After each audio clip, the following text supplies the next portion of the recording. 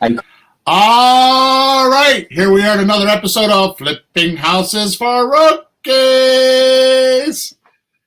You excited, Peter? Man, we're flipping houses like pancakes, Bill. We're going to flip them. Yeah. We had to hardwire Peter in this morning. Peter's hardwired this morning. Watch out, folks. It's going to be one of those podcasts. Oh, boy. I'll be talking all of a sudden. Yeah, you're still freezing. Yeah, it's because we're live streaming on Facebook right now, Peter. We're live streaming on YouTube, and we're live streaming on Twitter now. Woohoo! We're fancy pants over here. And I'd like to take credit for all this. I would love to take credit for all this technology, Peter, so I could look like the smart guy in the room, but I can't. But you can't. I can't. Her name is Emma, my youngest daughter. Yeah, but you can take credit for the connections you have and the people that you have and how they support you, like making a smart team. That's what you get. I'm going to show you what kind of a dumbass I could be, all right? I did not know this. My wife told me this the other day. She told me that my 3 kids are 3 years apart. I didn't know that. Jesse's 29. Yeah. Jesse's 29. Emma's 26. And Brendan is 23. I didn't know that. Well, Bill, it makes sense. If you have 3 kids, they would be 3 years apart. Come on, think about it. I didn't. It was, the deal structuring wasn't done by me. There was another dealologist in the room when that happened. All right, episode number 218. 218. Oh man, we're getting old, Peter. That's what I was thinking. Ouch. A controversial but very legal way to use land contracts the way realtors don't want you to know. Mm-hmm. If you think you need a lot of money and good credit, or that you have to be a genius to make money, forget it.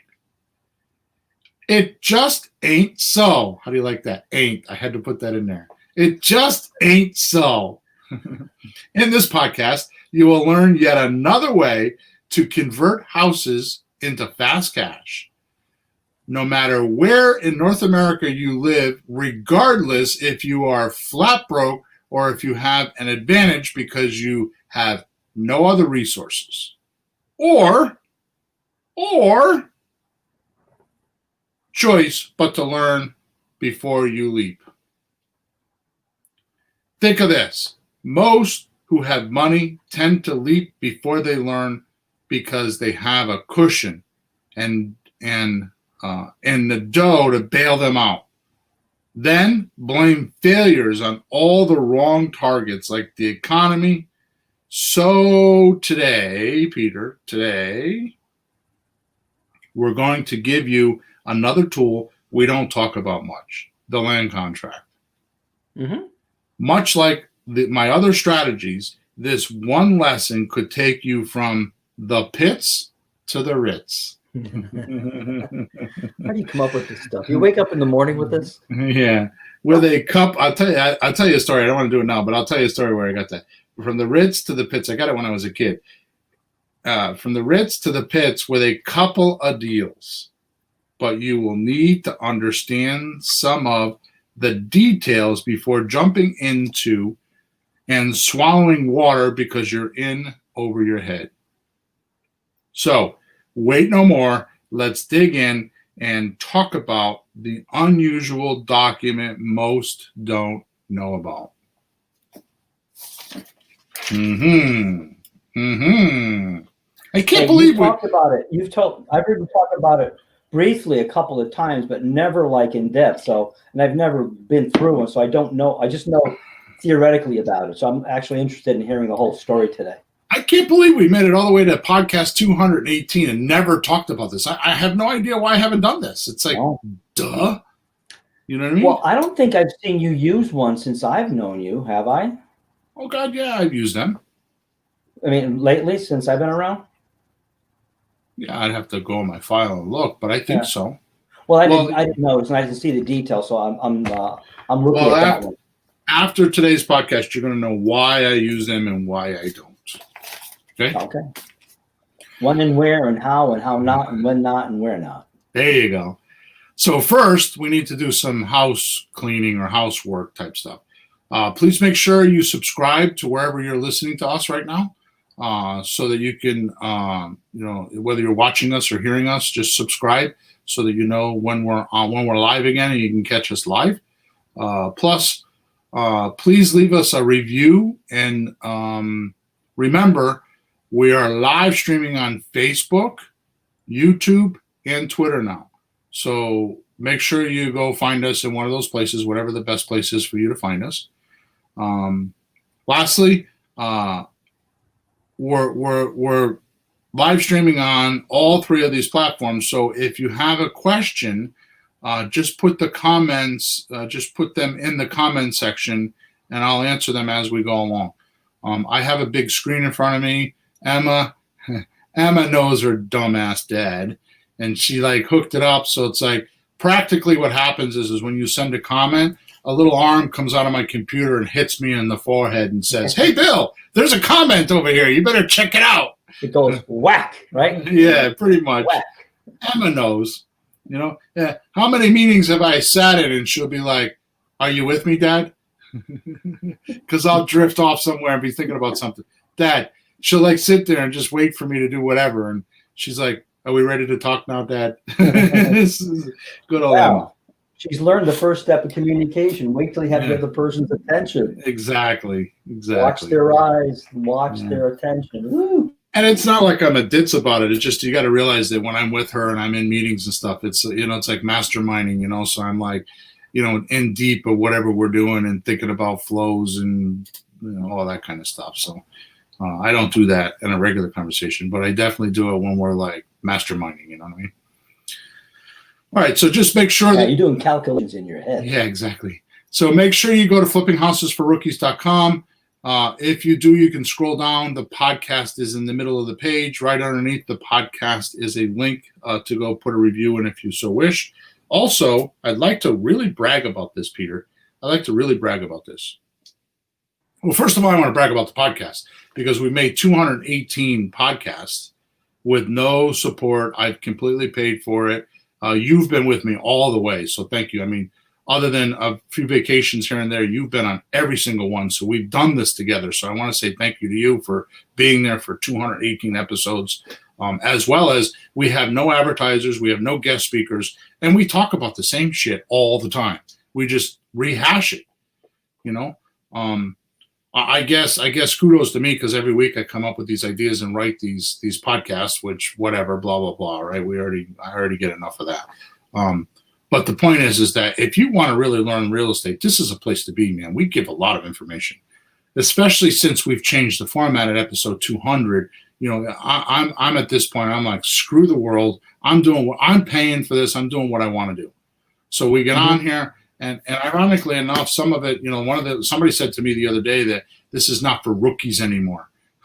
This is the podcast. The podcast has stepped up past the rookie part, which is probably true to some degree. But some of the stuff we've been covering since episode 200, I make my coaching clients go back and listen to it. I'll use it on my emails. It's meant to really motivate you and help you and clear up some confusions, because if you can't get past those confusions, you're never going to be able to digest anything past that.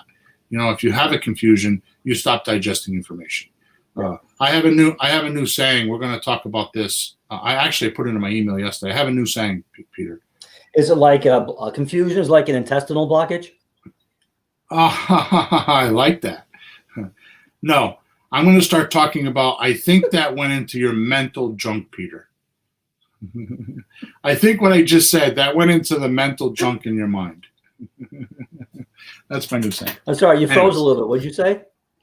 I said, I think that went into your mental junk in your mind, Peter. You got mental junk in your mind. I got mental junk in my mind. We all got mental junk. So, boy, your internet just got bad again. Oh, my goodness. So I'm going to keep going. We're not going to worry about it. Land contracts. What are they? Oh, we just lost Peter. Let me clear up this. Let me clear this up first. This one multiple page document has several names depending on what area you're from. So these names are A, land contract, B, contract for deed, C, bond for deed, D, installment sale agreement, and E, terms contract. So Peter's back now. So right now, Peter, what I'm doing is I'm clearing up. This contract has more than one name depending on which part of the country it is, and I'm going to repeat them again. Okay? Right. So these are all synonymous, which means they all mean the same thing. They just have different names, no variations. So you have a land contract, you have a contract for deed, you have a bond for deed, installment sale agreement, and a terms contract. So yeah, all those are the same. So for today's show's sake, because in the name of the show, I'm gonna stick with land contract. But like in my area, in this liberal state of Connecticut, where the governor is actually trying to turn us into a communist state, that dirty rotten bastard, and all of his goons that go with him, we call it a bond for deed. Mm-hmm. Okay. But like I have friends that I have coaching clients that are in Texas, they call it a contract for deed there. Okay. I have coaching clients that are out west and they call it agreement for deed. Mm. Okay. Or I don't even have that one written down here. Okay. So just realize it's all the same document. I'm not going to delve into the document today and show you how to, cross the T's and dot the I's and all that stuff, because that would be boring, though. Many of the paralysis of analysis guys would love that. Oh my God, they would love to just hear all about the little details and the grungy little legal shit that they don't even need to know about until they get a deal. So for those that are listening now, get off your ass, get out there and talk to somebody and see if you can make a deal to even know if this contract will work. Okay? Get in my emails, because the last couple of weeks I've been on a binge on how you can get out there and find deals. Pete, we did, I don't even know what episode, about 3 or 4 episodes, we did an episode about how to find leads on Facebook. Mm-hmm. I did that in my monthly master. We have a new coaching group now, right? Because I got tired of people telling me, Bill, I can't get into your coaching group until I get a deal. So I'm like, screw you guys. I set up a whole coaching program for $97 a month just for those guys or girls. Yeah, Bill, it's like chicken and egg. Totally. Like, they want a deal, but you need the data to get the deal, but you don't get the deal to get the deal. It's going to go in circles, and then you go home. They want the deal to get into the coaching, but need the coaching to get into the deal. Yeah. It's like, hello. But whatever. I'm not here to do that. I'm just telling you that in the coaching group, there were, for $97 a month, we do a once a month call, and there's a whole bunch of support. I give away, for Christ's sakes, $1,400 worth of courses that are on the internet now. You go on the internet on my website, flippinghouses.com, and click on the courses page. They're all there. We're selling them. I sell them every week. But now there's $1,400 worth of them. I think there's like 8 of them that are included in this $97 a month program. You get them for free. It's a bonus. If you sign up for $97, you get $1,400 worth of stuff, right? My point is not to pitch this on the podcast. My point is that I've been saying in my emails that if you just go on to Facebook, and last month I did this. We did this a couple of weeks ago. September 2020 was my first month doing it. I've already got coaching clients from that group that have deals. I have a girl that's signing paperwork today. Now, awesome. This is like a week later or a week and a half later, maybe 2 weeks. I'm not even sure, but no more than 2 weeks. No, it was last week, wasn't it? September 2? Wednesday? September 2. I believe so, yeah. So it's a week and a day. She's already got a deal. Week and a day. She's already got a deal. She was blowing up the WhatsApp because she's like, I can't believe it. They said yes. All she did was text them, message them a couple of sentences, and they said yes. So anyways, I'll get off that rant because it's like, that's where I've been lately. Like, get off your ass, get out there. Don't try to buy a house. Just get out there and talk to people, and the house will come. Okay? Yeah. So back to land contracts. I get so passionate about this, I get off track. I'm sorry about that. So that's fine. Hey, this is important. When I started working with you years ago, when you start something like this, you don't know what's going to happen. You don't know if it's going to work. Blah, blah, blah, blah, blah. Will it really work? All you need to do is get a few people calling you back and talking to you, and you realize it's for real. So this one step, instead of buying thousands of dollars of coaching, the $97 and all the information you're giving is how to find the leads. All that is just lead finding. If you get leads, you're fine. You just move ahead at that point. That's the whole point of it. That's what I did. You got me on the phone. I did ask a couple of questions. In 10 days, I was back on the phone. Bill, I got an appointment. I was freaking out. You're like, you did? The whole point of this business is get the thing started. You don't have to spend $20,000, but just get started, and the rest unfolds in front of you. Just talk to new sellers every day, and you'll get a deal. That's the trick. All right. So land contract is a written legal contract. Okay, so we know what it is. Let's start off with that. A land contract is a written legal contract or agreement used to purchase real estate, such as vacant land, single-family houses, multifamily houses, large apartment buildings, commercial buildings, mobile homes, mobile home parks, any other real property. Okay, so whatever type of real estate. I'm going to tell you right now, I have a couple of apartments. I think I've got 3 apartment, two families and 1 3-family that are not on a land contract, but goddamn close. Okay, they're on rent to owns, and I use the land contract language, which I'll go over in a few minutes, and put them in there. Okay, and I'm going to tell you the difference between all of them before we get done, because my intention today is not to like I said, get into the legal talk, but at least know what it's for and separate it from the other deals and why you would use it. Sure. Okay, because there's specific reasons why you would use it. So watch this. Now this is not well-crafted words. This is right from my mind. This is hardwired right from Bill's planet. Okay? This is raw? Yeah, this is raw. And I got to tell you that I had a $15 cigar when I had this idea. I was smoking a $15 cigar. I'm babysitting for Jesse's dog, so I got Ringo back here, my little buddy that I had him for 8 or 10 years, and him and I were buddies. And he's been in the car with me. He goes out and talks to the contractors with me. Oh, yeah, he goes everywhere with me, right? So here I am, cigar in position, right? Ringo hanging out by my feet on his blanket, and this idea pops in my head. Bam! Just like an atomic bomb. A land contract is like a subject to, a lease option, and an owner finance deal all together. And I'm going to explain this in a few minutes, but that's what it is.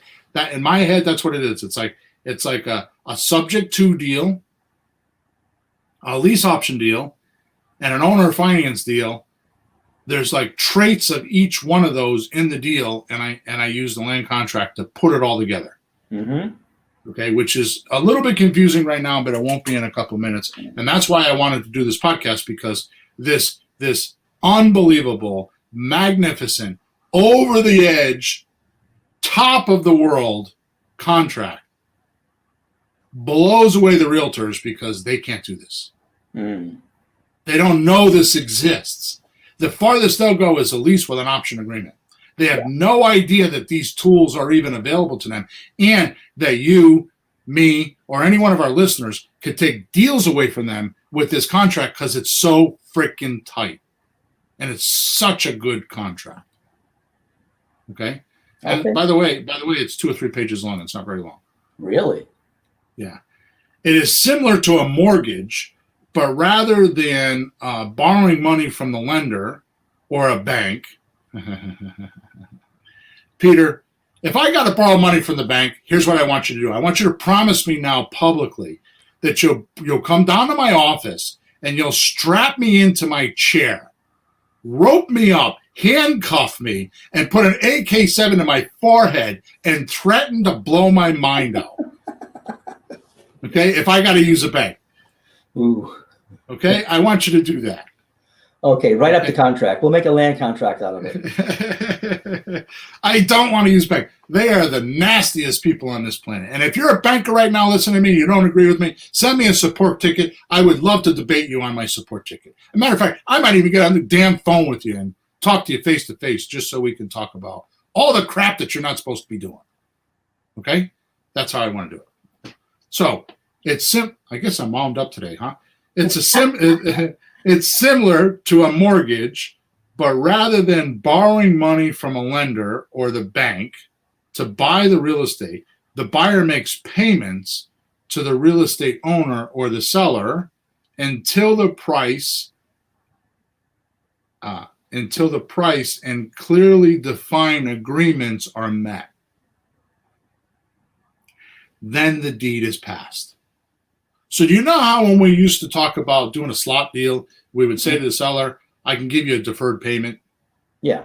Remember we used to say that all the time? Yeah. Right? Deferred cash out or delayed cash out. A delayed cash out, right? Yeah. That's exactly what it was, a delayed cash out. Thank you. Deferred payment, yeah, but like the balance, all the money comes at one time. So we would say I can give you $200,000, but I got to give you a delayed cash out, or I got to give you a delayed payment. All right. What that meant is they weren't getting the $200,000 now; they were getting it in 2 years, 3 years, 5 years. We would give it to them, but it was delayed. Okay. Mm-hmm. This is the same concept. It's like you're going to get the deed, but it's a delayed reaction. Mm-hmm. Okay.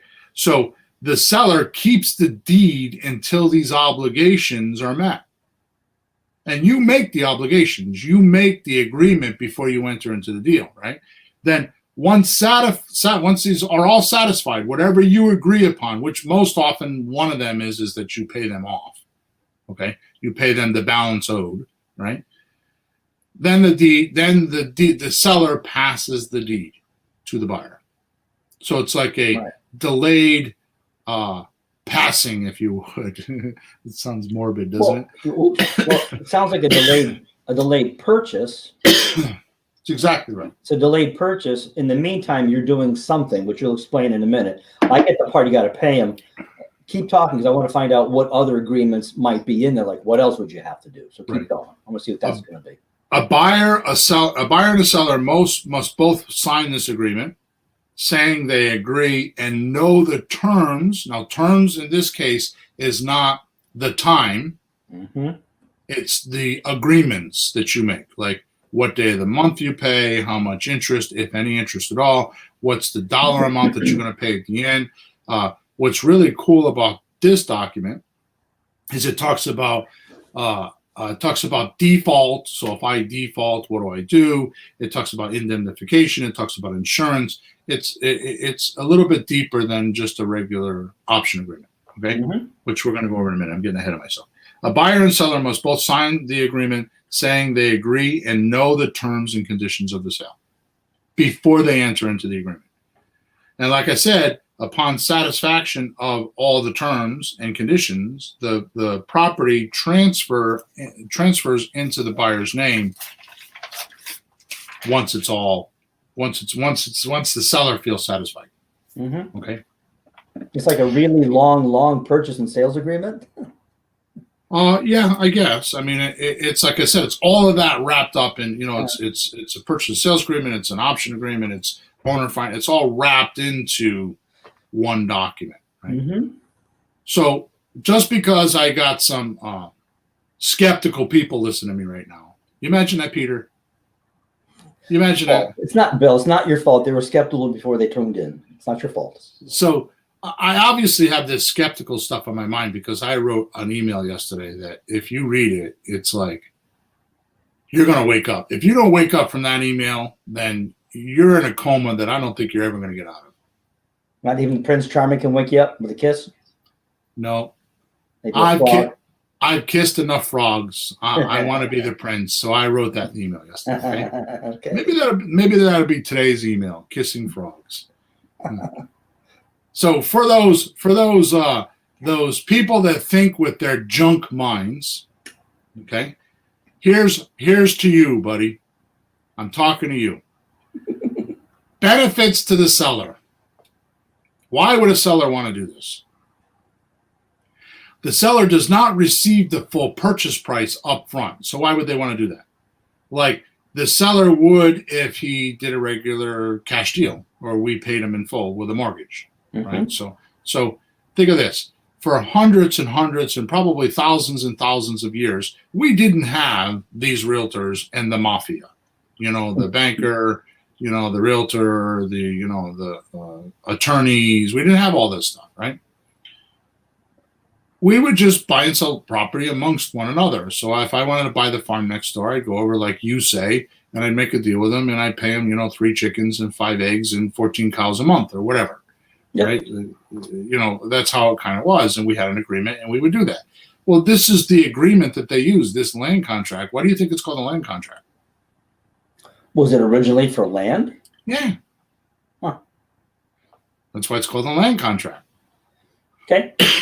Okay, so back then there weren't edifices or houses or buildings on these lands. You just went and bought, amazing story I just read. Amazing story. You know me, I got to do all kinds of weird shit, right? So I'm in Cape Coral, where I was in Florida with my sister, I want to shout out to my sister. She took amazing care of me.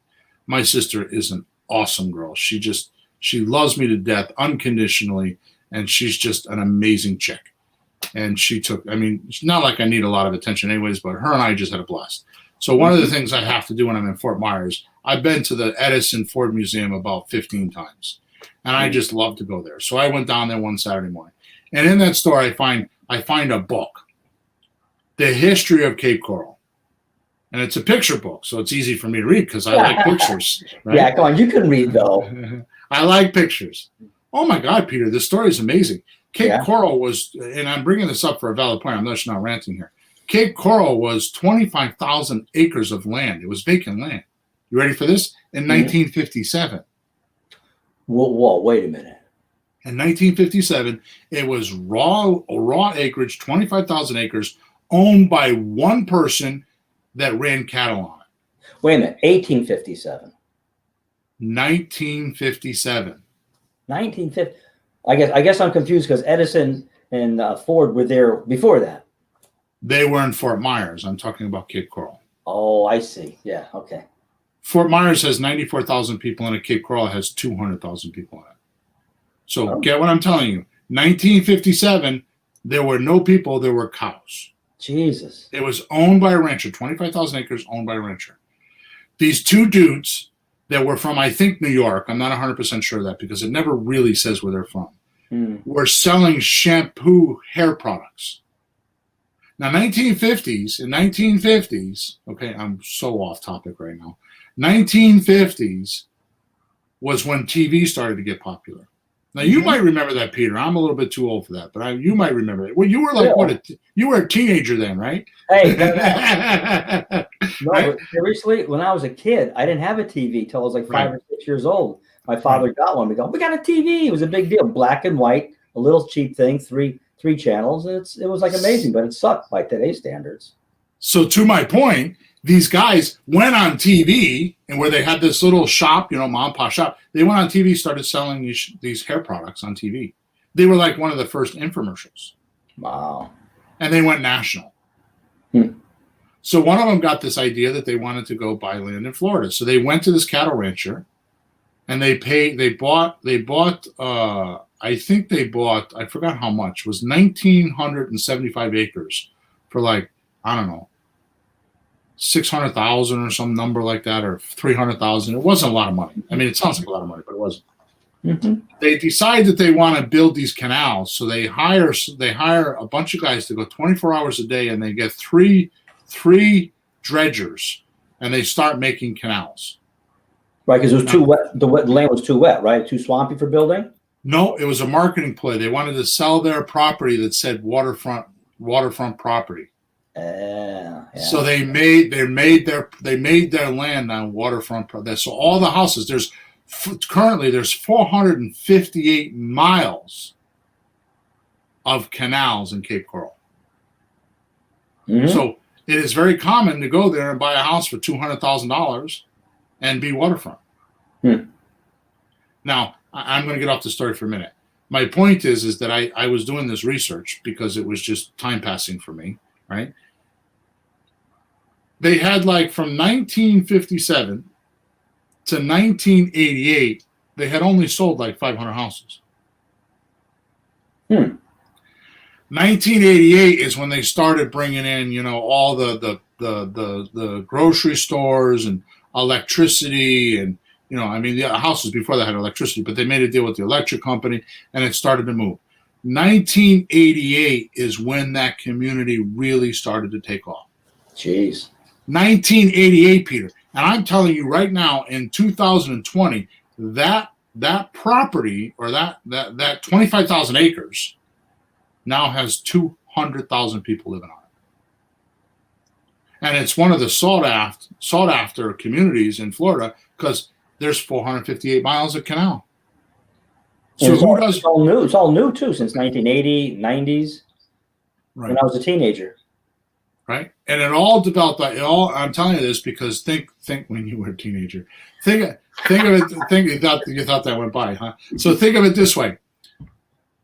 I'm talking about buying land on land contracts. So there's what I'm talking about. Now I don't know how they purchased, but I wouldn't be surprised if they used the land contract to start that deal that turned into 200,000 people living there. I don't know how many houses are there. I drove a lot of neighborhoods when I was down there. Right? Mark my word. Mark my word. Mark my word. If you're into real estate, and I'm going to announce this, which is going to shoot myself in the foot, right? John says on good point, John. John says on Facebook. Let me put it on there. He said these guys were building these houses before AC was popular. Very good point. Very good point. And that was tough. That's hot down there. Right. So the next wave, I'm going to make a prediction here. The next wave is Punta Gorda, North Charlotte, and then right above that is North something else. I want to say North Dakota, but obviously that's not right. It's North something. There's another community up there, and those are the next wave. So just like those pioneers in 1950s and 60s went there, those are the next areas, which is why I'm like digging hard in those communities because I want to get in there, get my rental homes and all that stuff. So anyways, when people that come here to hear my stories, let's get back to the topic here. I'm like so far off right now that we've train wrecked, Peter. Now we got to clean up the shrapnel. We got to clean up the mess. Well, I think your point was the land contract originally was to purchase land, and that's making sense to me because what I'm thinking is, if you buy land, there's nothing on it. It's not generating any income. So you can't, it's hard to pay somebody where there's nothing there to pay to make income. So look, I got land. I tell you what, let me do this and that. And once I get things going, then I'll be able to pay you because there's nothing to pay them with. You got to put the houses, sell the properties, and then you have money to pay them. More to the point, how do you put all the legalese on there and about building the houses and the roads? Like, how do you do all that? And this contract will encompass that if you want. Okay. So going back to seller benefits, the seller does not receive the full purchase price up front, like the seller would if the buyer used a mortgage or paid cash in full. But by doing it this way, the seller will have way more choices for potential buyers, right? Mm-hmm. Also because he's going to take monthly payments instead of paying up front. Right? Yeah. Also, the seller can get a higher price, right? We talk about my computer. If I were to sell my computer today for $1,000, you gave me $1,000 worth of cash, you paid $1,000. You swipe your credit card and make payments over 24 months, you didn't pay $1,000 anymore, right? It's just the way America is. I didn't make it that way. The seller could get a higher deposit than a lease option. And I'm going to cover this in a few minutes, okay? So lease options, we normally get 3 to 5%. With a land contract, you can get more. Oh. Okay. Plus the deed is in the seller's name, so he or she could still get all the tax benefits and depreciation values as well as principal reduction. Okay. And by the seller not taking all cash, you can spread the capital gains out over a length of time, the contract period, right? Now, having several years to get the write-offs. So if I were to have capital gains of, say, $50,000, right? And I took it in one lump sum, I got to pay the 38% capital gains tax, which is commonly what it is, right? Or 36% capital gains tax, right? Yeah. All this year. Mm-hmm. So let me do that math. So 50,000. $19,000. You think you got that, huh? Try it. Nice job, Peter. How'd you do that? 50,000 is 50% of 100. So I just cut the 38 in half. It's advanced Italian math, Bill. It worked. Nice job. I'm impressed. Good. Okay. I'll be quiet the rest of the day now. Cool. So does this mean I got to make you the deal maker apprentice? I'm moving up from rookie. Yes. Okay, good. So, anyways, flipping houses for apprentices. Yeah, exactly. So 50,000, they're not getting 50,000. They're getting 19,000 less. Yeah. Right, because it goes to the capital gains. Mm-hmm. But if they do this contract and they get $50,000 profit or capital gains, now if they take it, we'll say for 10 years, just for easy math, they get $5,000 a year. Right? But they have every year. Is it still 38%? Hang on. Yeah. So every year now what happens is they have write-offs every year that they can put against that 38%. Right. You know, where if you did it all in 1 year, you only have so many write-offs. That's right. To be able to knock that down. But now if you go year after year, you have 10 times the amount of write-offs because you went 10 years. Yeah. So you just keep more money. Yeah. And I got to tell you that if you get savvy money people and you explain this to them correctly, they'll be all over it. Okay. So also the benefits are that they are collecting rents or getting income without being a landlord. Yeah. They have no landlord obligations at all. This is in the commercial world, Peter. If you want to talk commercial real estate, this is what they call a triple net deal, meaning that you pay your lease or your rental money or your monthly payment. Let's put it that way. You pay your monthly payment, plus you pay the taxes, plus you pay the insurance. That's what they mean by triple net. That means you're paying all three of the, plus you're paying utilities and all that stuff. But normally renters pay that. But in this particular case, triple net means you're paying a monthly payment, the insurance, and the taxes. Okay, yeah, so that means I've heard that for years, and I finally read that recently. Like, what's triple about it? And those three things that are getting paid. So it finally made more sense, like the name and all that. Well, triple net means that because the seller doesn't have to pay for it, it adds net to his pocket. So it's net times 3 because he doesn't have to pay the taxes, doesn't have to pay the insurance, and he doesn't have to make a payment. Right, collects the payment. Yeah. Right? Yep. So, all right. So let's switch over benefits to the buyer. All right. So the benefits to the buyer is first, no loan. Right. It's not a hard closing. Big bang boom, and it's done. Yep. Okay.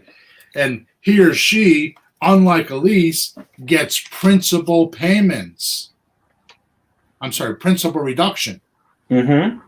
So that's well, let me keep going because I'll get ahead of myself. So they get principal reduction on their payments because payments are amortized. And that's always, it's not a special maybe, that's just part of how that works.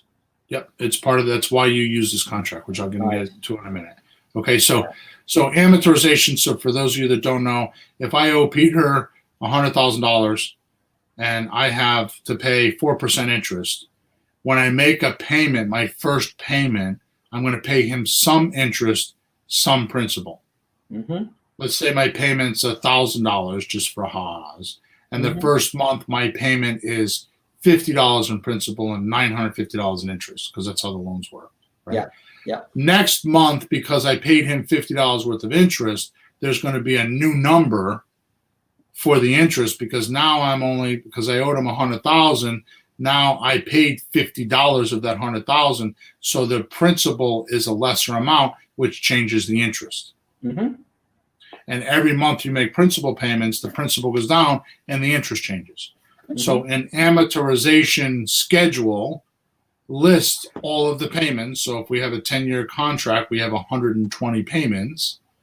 And the amortization lists each payment, how much is interest and how much is payment, how much is principal. Mm-hmm. And that's what an amortization formula is. Okay, it does that math for you. And we call it an amortization schedule. Mm-hmm. So you, in the beginning of the deal, software does this. You know, back in the day, they had to do this by hand, but nowadays software does it. You go print an amortization schedule, you put it in the deal. I have several of them in my filing cabinet, and any given time I want to know what my payoff is, I just go to whatever payment I'm on and I see what my principal amount is. Okay, it's an awesome tool. Okay. Yeah, and you can get a download an app, mortgage app, put numbers in, hit the button, and it'll show you whatever you put in, and you can see how the numbers change exactly month to month. And by the way, amortize, the word comes from mort, which is dead, die. So it really means that you're killing off your loan. This is how you get rid of it.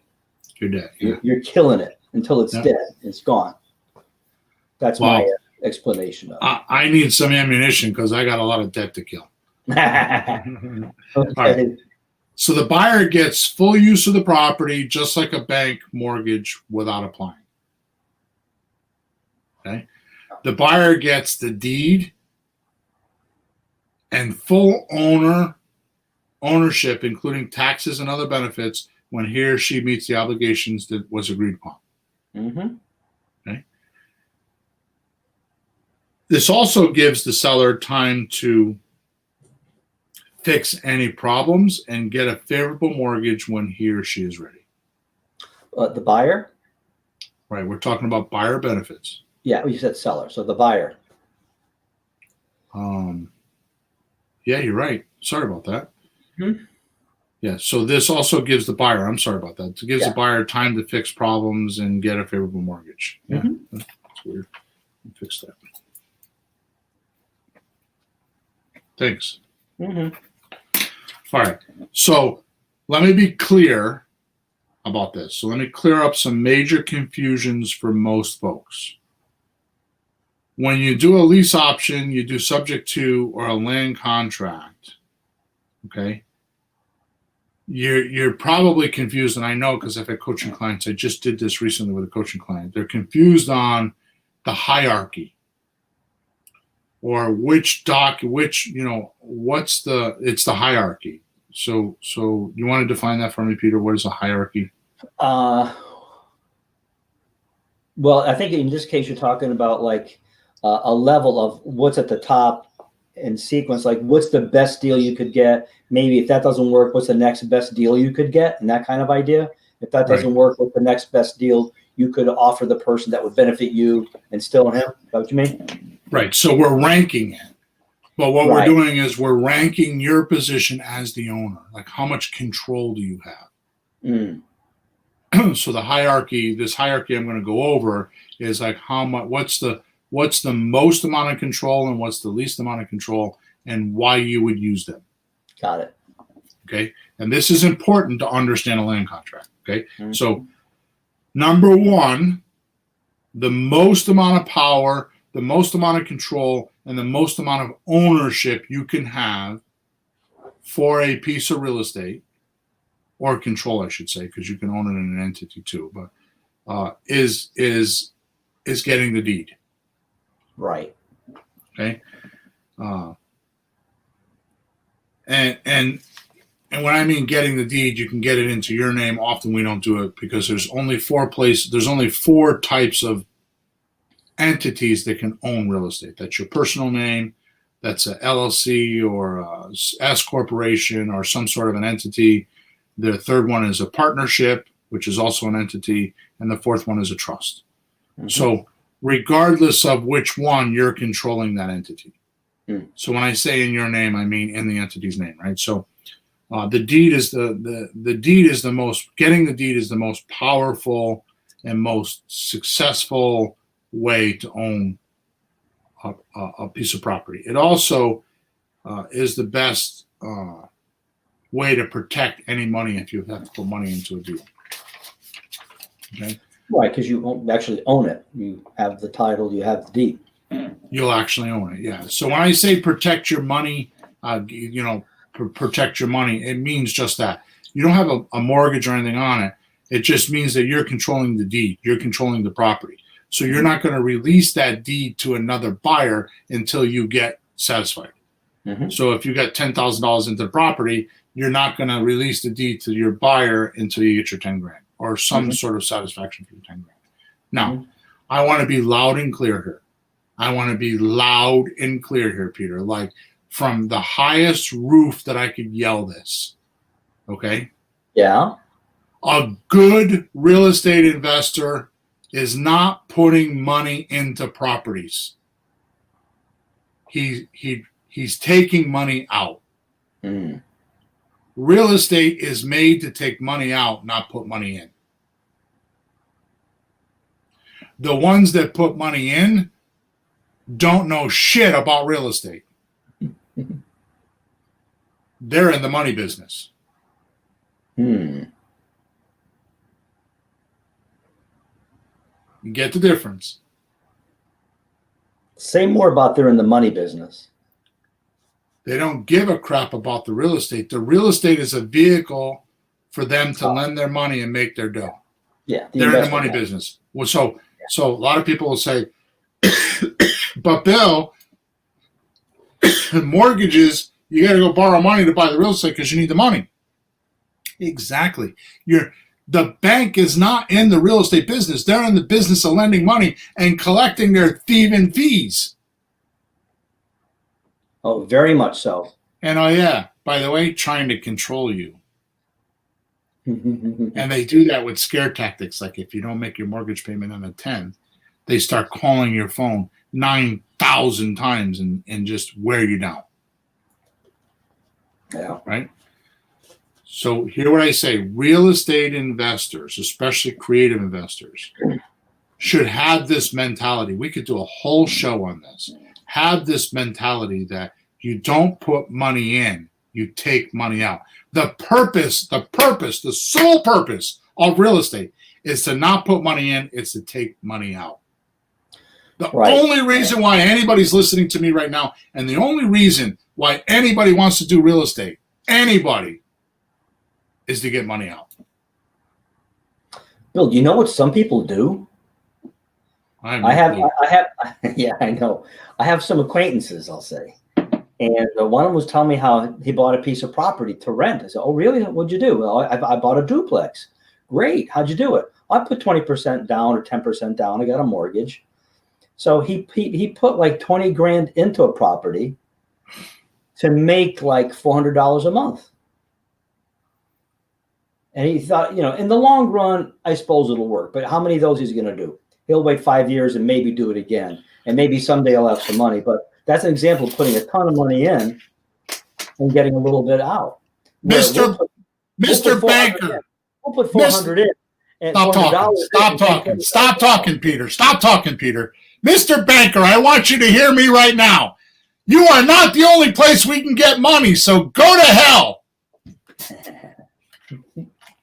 Bill, don't hold back. Tell us how you really feel. Go to hell, Mr. Banker. You're not the only place that has money. I said it there. Remember, good real estate, you take money out, you don't put money in.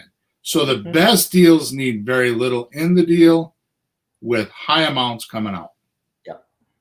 Okay? So let's go back to the hierarchy because I got on a rant again. Boy, my wife's going to have, I'm a handful for my wife today.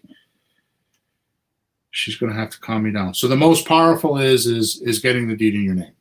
Mm-hmm.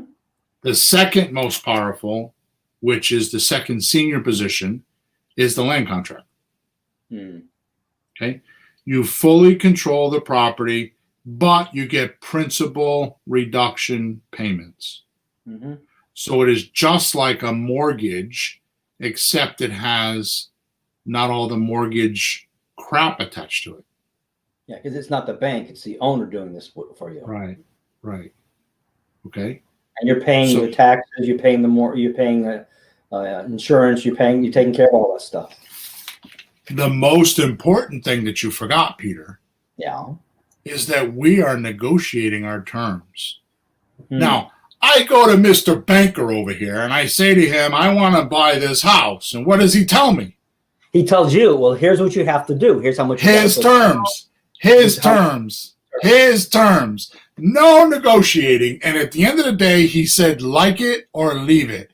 Yeah. My way or the highway, Bill. Get it? Yeah. Not with a land contract. With a land contract, I negotiate my terms with the seller. And we use this amazing document to clarify it. And oh yeah, by the way, the document's so easy. It's in English language, not legalese, that I don't need a lawyer, that I could just spend an hour at my computer, which I've done a lot, and just draft this document and run it by my seller. And within days, no fees, no closings, no crap. I do my title search and it's over. Now, here's the best part about this. If I got to go to the real estate mafia and I got to meet the Godfather and say, hey, I want to use your boys to close on this deal, right? Episode number 90, if you want to hear the episode about mafia, the real estate mafia, go episode 90. I could bring this document to the legal beagles, and they're like sniffing around like Ringo, my little dog, sniffs around the mailbox when he's got to go out there and pee. I mean, there's some scent out there that this dog is attracted to because he runs all the way across the yard to get to that mailbox so he can sniff the dust. These lawyers are like that with this document. They go sniffing around. They're like, oh, this is pretty good. Yeah, I approve of this. I seldom get a legal beagle to tell me, no, don't use this document whenever I present it. What? Say that again. What? Say what again? I just was on a 10-minute rant. No, the last part. I seldom get a legal beagle to say no when I present them with this offer, with this document. And if I do, it's usually one little hairpin idea that they had some mental junk on from their past, right? And I'll change that paragraph, and that's it. So the lawyers kind of like it, huh? They love it. They love it. They love it. Wow. They love it, just like Ringo loves the little mailbox and going out there and selling the scent. And then he puts his mark on it. Okay? So we start off with the hierarchy. The deed is the most important. The second most powerful document in ownership is the land contract that we're talking about. Mm-hmm. The next one down is a lease option or a lease to own position. Mm-hmm. Here, we still get the use of the property, but lose the principal reduction and any tax benefits. Yep. We could have negotiated. Mm-hmm. So get the difference. So just to put the ease of our listeners' minds, I don't know what I'm doing today, Peter. I'm doing something wrong because I have no comments from the peanut gallery and Facebook or YouTube. Either I'm doing a really intense job, or we're really entertaining them and they're mesmerized, or I'm way too deep into the rabbit hole and I'm over their head and they're not getting what I'm talking about. Bill, I don't think they don't want to interrupt your rant. Is that what it is? Oh, geez. My wife interrupts my rant all the time. I don't know why they can't. So here's the thing. Get this. Hear me loud and clear. The land contract is very much like a lease option agreement, except it takes it up a notch and gives you principal reduction, and it gives you more mortgage contingencies, in other words, more mortgage rights than the lease option.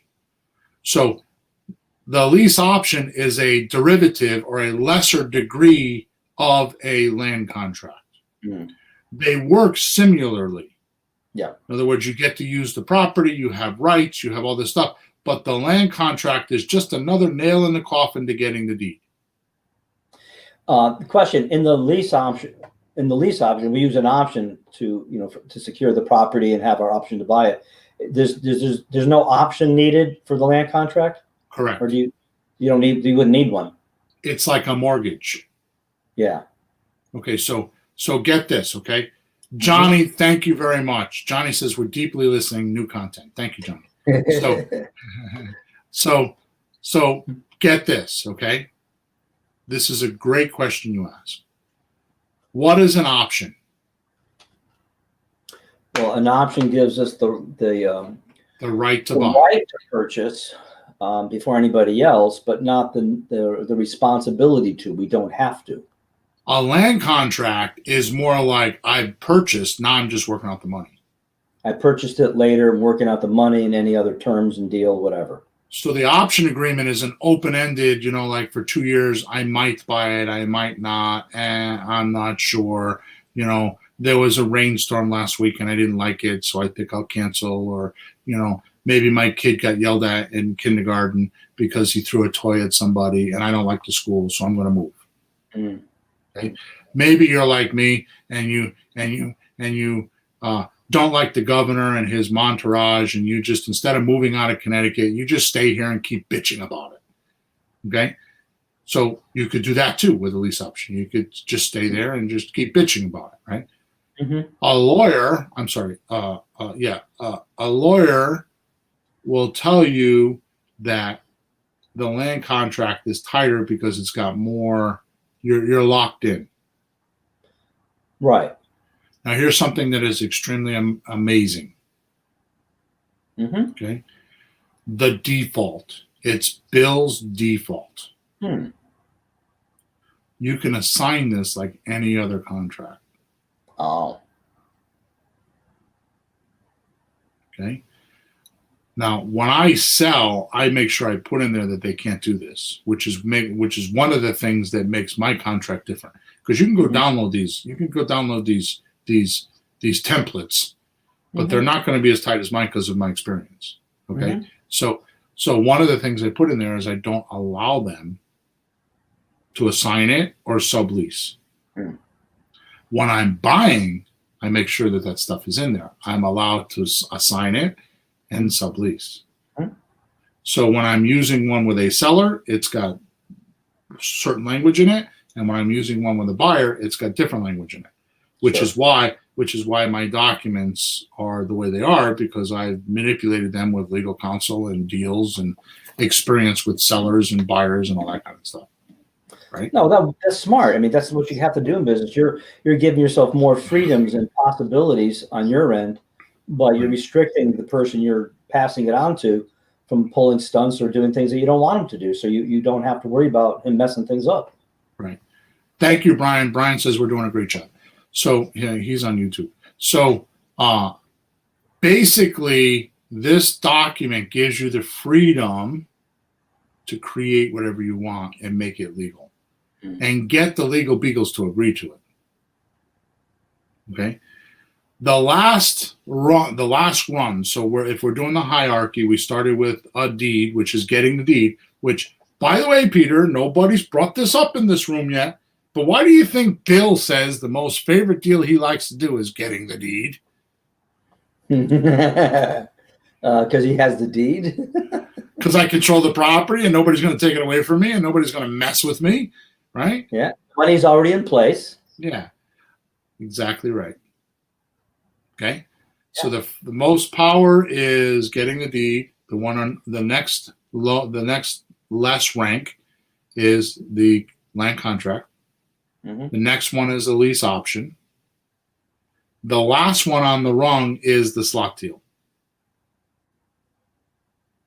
or the sandwich lease option transfer, right? So the difference between a lease option and a sandwich lease option is a lease option has 15% worth of equity and 20 or 25% worth of cash flow.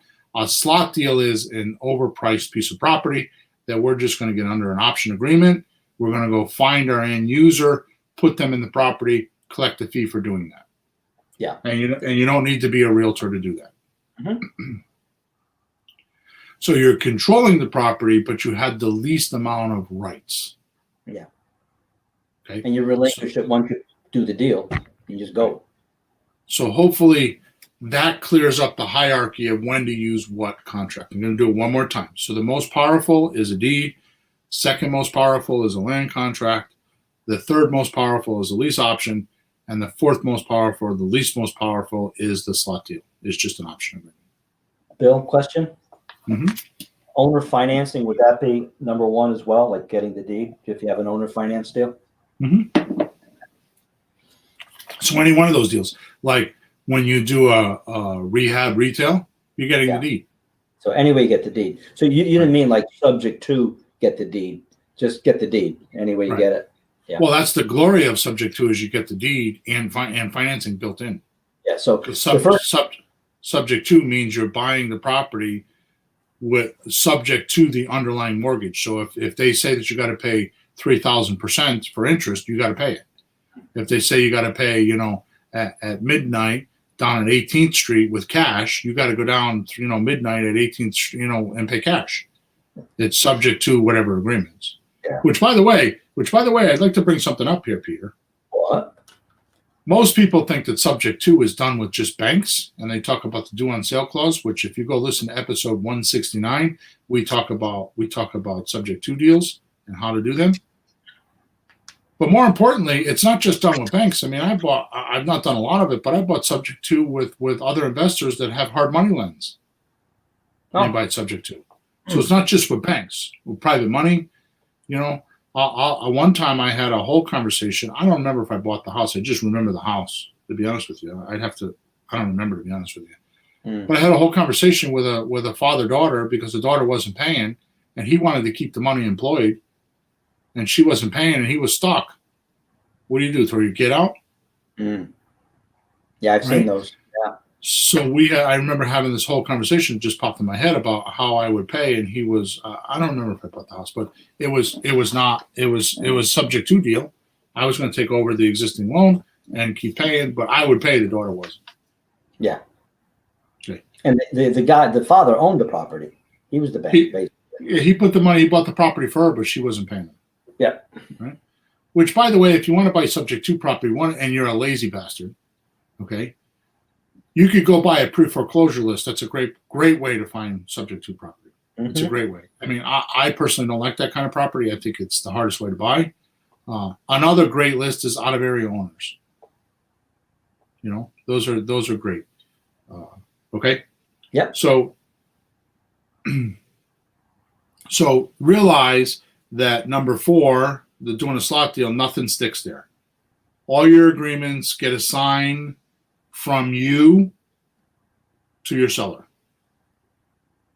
right? So the reason why we do slot deals is we make $3, $4, $5 grand on them. We don't make a lot of money with them, right? But we're in and out, right? I mean, if you're spending some money on marketing, which these days is not a lot of money, right, compared to what it used to be. If you're spending some money on marketing, and you could wholesale a lease option agreement or wholesale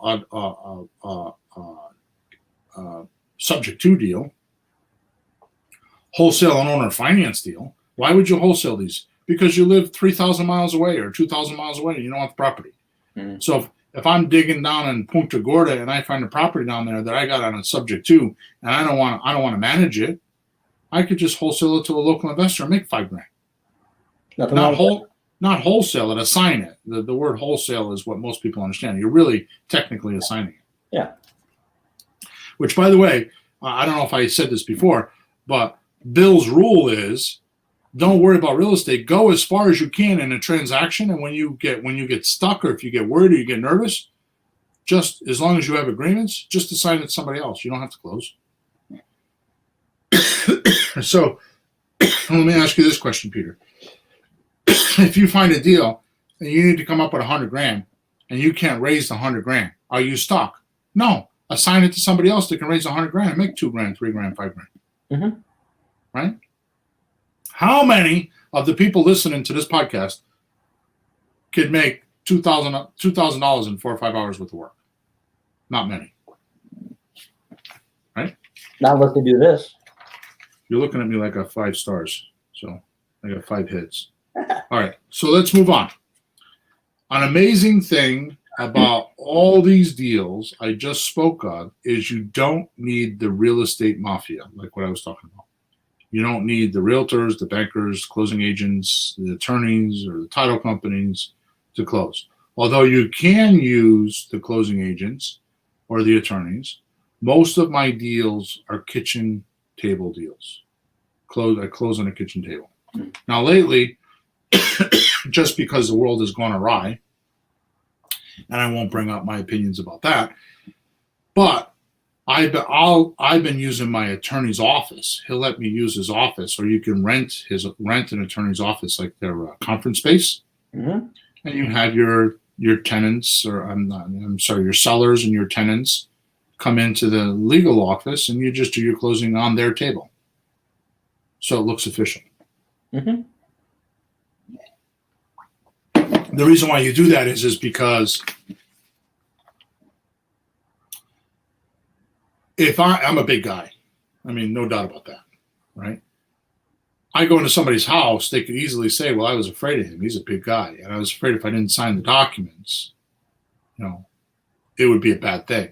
Yeah. He was kind of like the undertow of the insinuation that he's bullying me. Yeah. I never had that happen, but it could happen. Mm-hmm. So I signed the documents because I was afraid of him. Yeah. Right.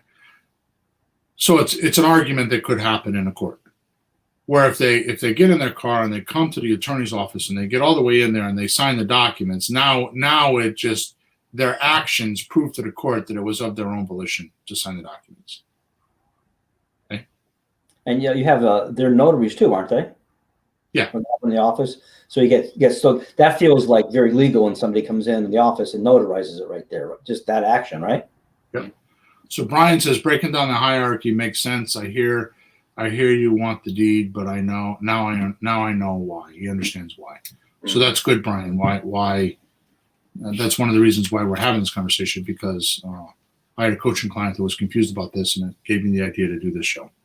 Okay. Well, you always say you can't put money into a property unless you own it. And if you're renting an apartment, you're not going to go fixing things and interior decorating. You might paint it, but if you don't own something, why would you put money in it? Because you're not going to have it. That money goes someplace. Peter, I got to tell you, the other day I was reading a book about written by a guy named Bill Hawthorne, and he said in there that you should not put money into real estate. That real estate is designed to take money out. Yep.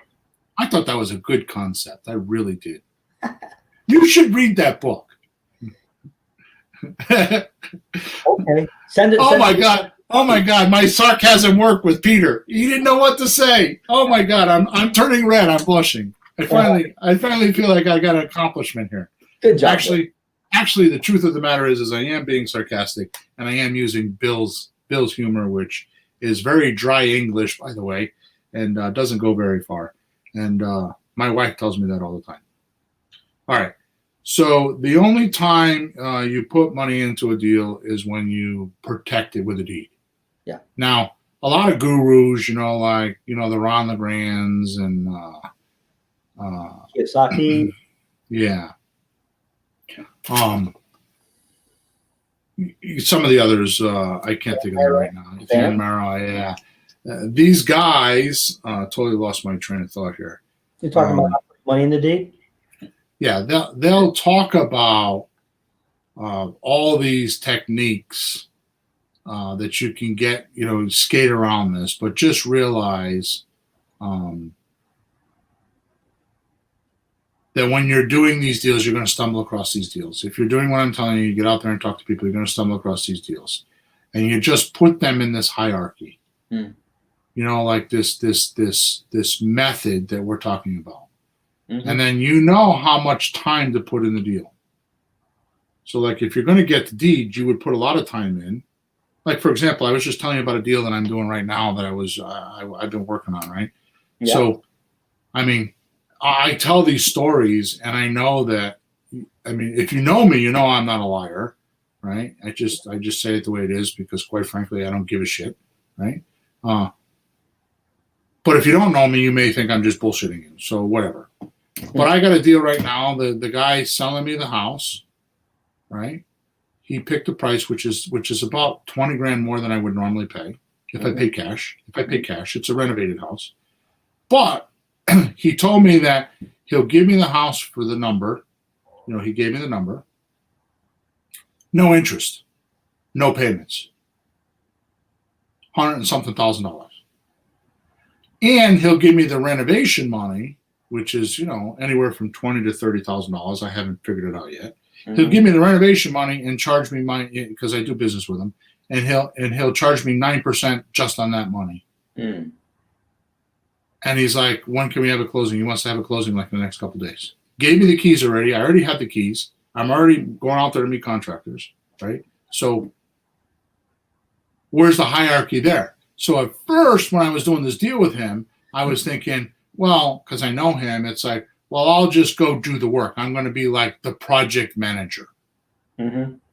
But then as we progress into the conversation, he's like, oh, no, I want to have a closing. I want the deed out of my name. He's having some family issues with the house. So he wants the deed out of his name so he can say to the people, I sold it to Bill. Yeah, and he's done with it. He doesn't want to be involved anymore.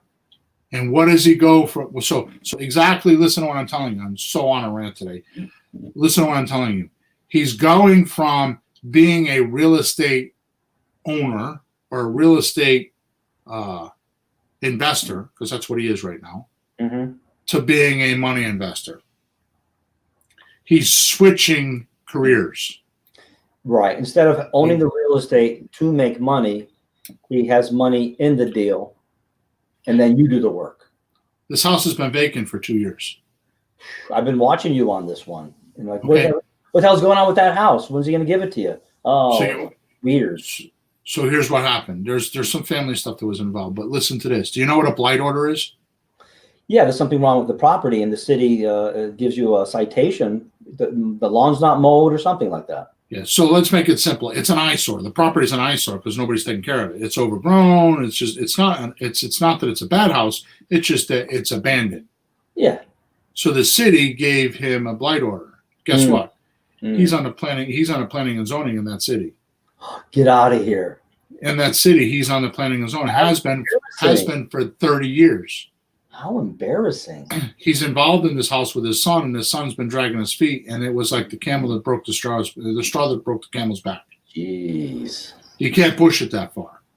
Too many empty promises with the kid, I guess, or whatever. I don't know. You know, I'm not in the middle of the two of them. And it's like, done. Because he knows he made one phone call.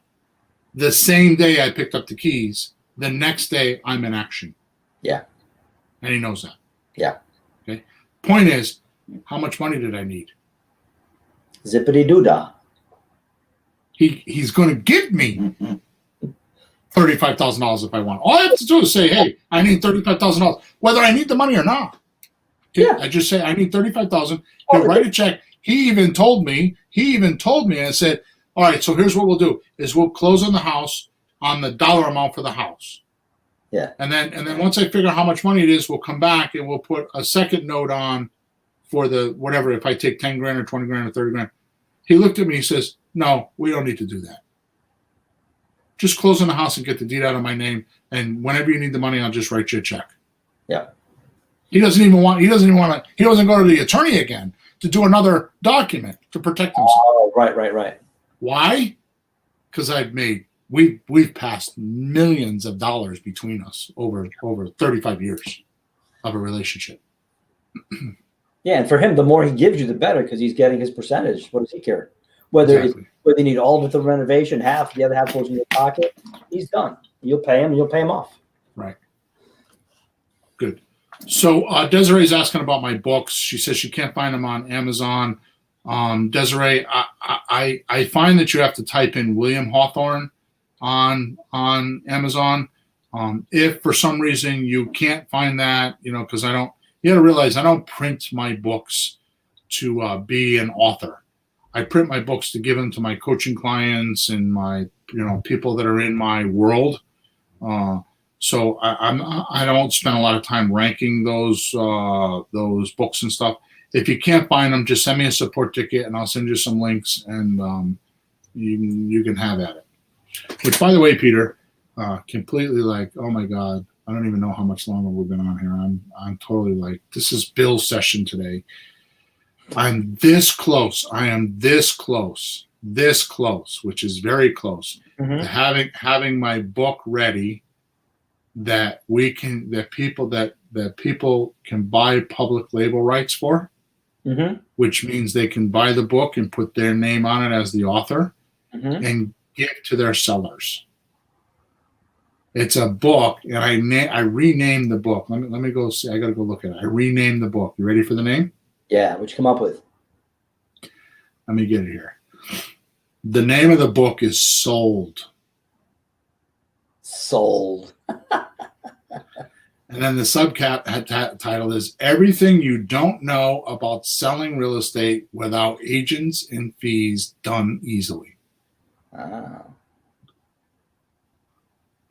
So my intention with this book is that right now we send offers, because if you use my offer calculator, right, the Excel offer calculator, you put in 5 or 6 comps and it gives you 3 offers. Mm-hmm. You take that offer and put it onto my letter of intent, which is 8 pages because it answers all frequently asked questions and it has all the benefits to the seller. It does a lot of selling in there, so you don't have to do it. It's like me giving the offer. You take those 3 offers, you transpose them onto the offer, onto the letter of intent, and you email it. And then I prefer you mail it later. This book is designed so when you email it, you can send them an electronic version of this book so they can read the book and see what you're all about. So it's my interpretation or my version of a credibility pack. Mm. So I'm like developing this credibility pack where somebody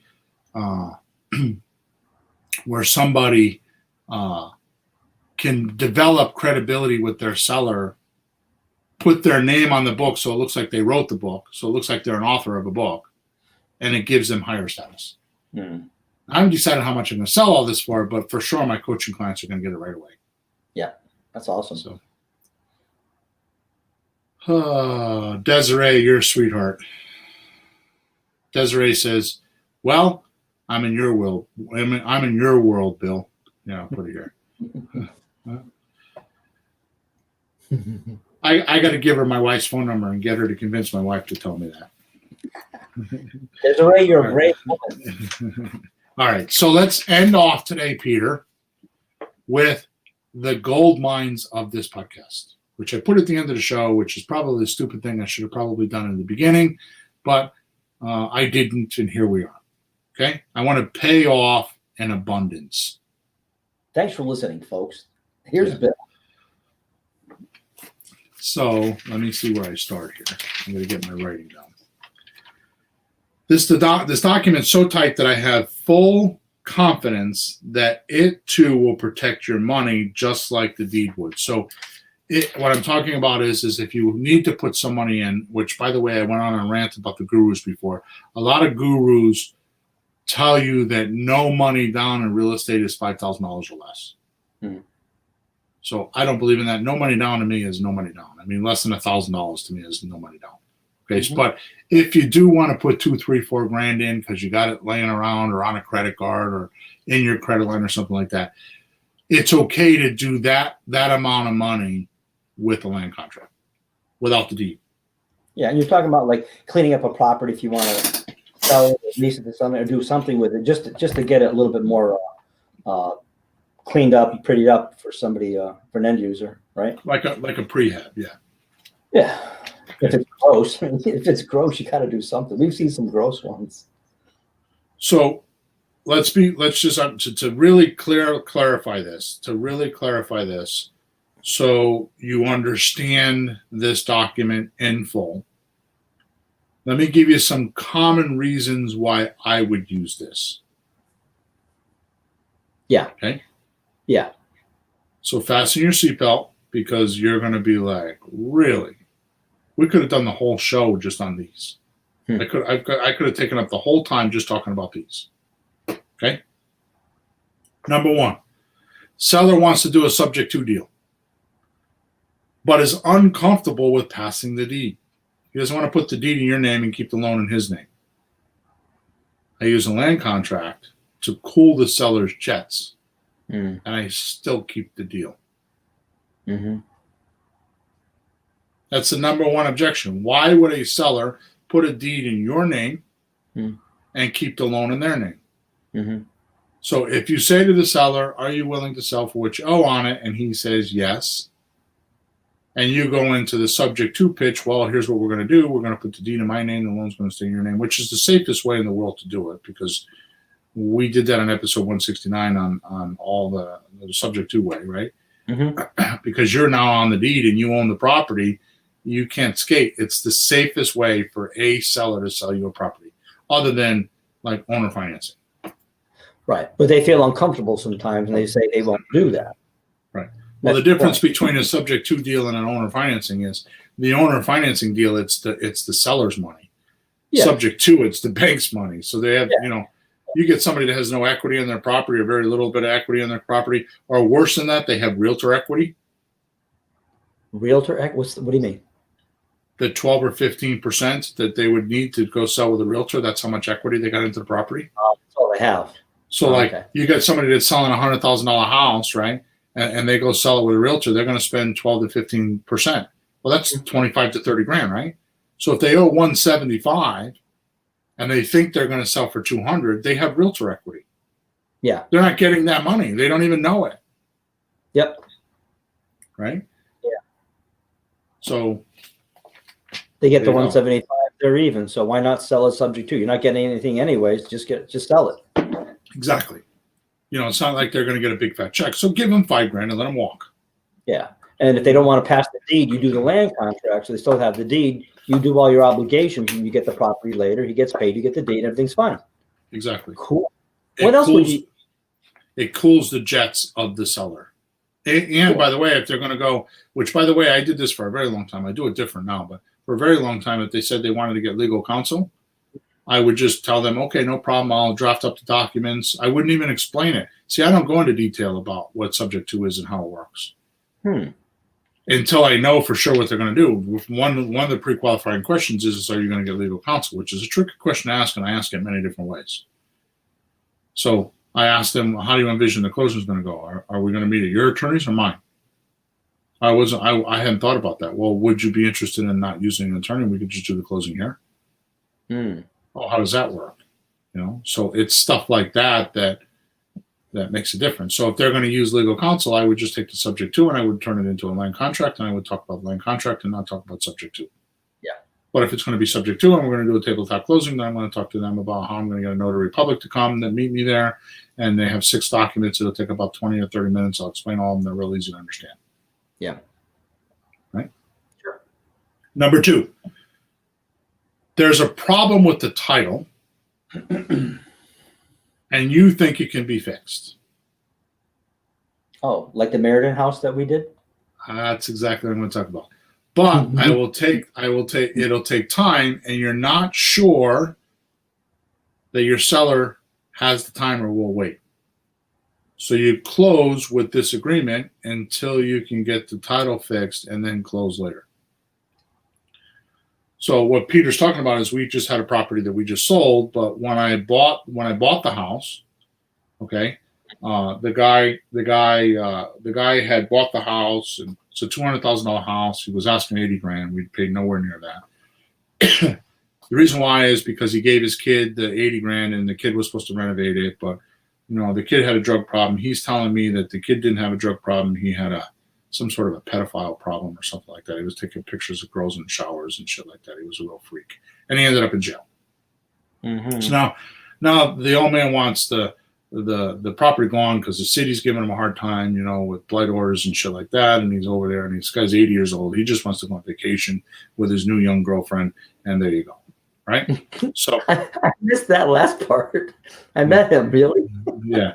So anyways, he went to Germany. So anyways, the point that I'm making here is that I do a title search. We do a deal with him. We do a title search, and we find out that he bought it from a bank, and the foreclosure paperwork was done wrong. When he bought it. Right. So what happened was prior to him buying it, I don't want to get into this because it'll take too much time telling the story. When he bought it,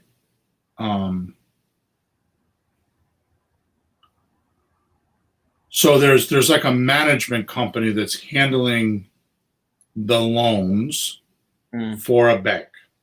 It was, I think, Citizens Bank. So it's what they call servicing the loans, right? So this company is servicing the loans. So they're trying to collect payments. When it goes to foreclosure, because somebody's not paying, the bank has to put the the management company's name on the deed so they can do the foreclosure and not bother the bank with it. Okay. So they're like going back and forth with who owns the house. Mm.